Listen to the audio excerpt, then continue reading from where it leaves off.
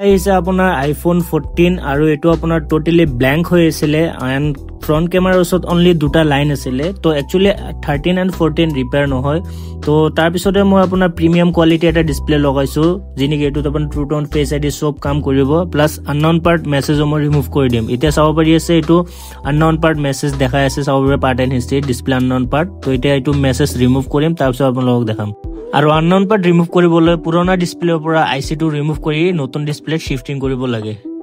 আৰু ফাইনালি এটো ডান হৈ গল আৰু এটো দেখো আননন পাৰ্ট মেছেজ নাই চাব পাৰিব একো মেছেজ এৰৰ মেছেজ নাই এন্ড এজ ইট ইজ আপোনাৰ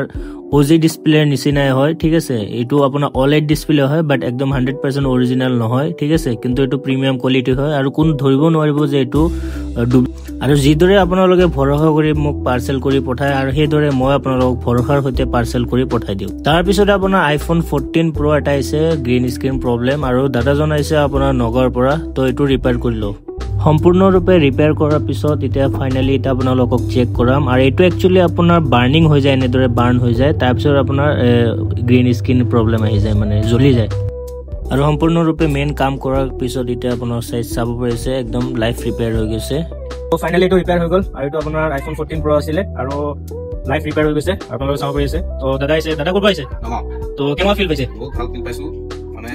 শোরুমত গৈ পেলাই তো 35000 25000 রুপিস লাগে দাদাজনে একদম আহি পেলাই 1 ঘন্টাও লাগা নাই চাগে আমাক আমি নগাঁও পৰা দূৰ পাইছো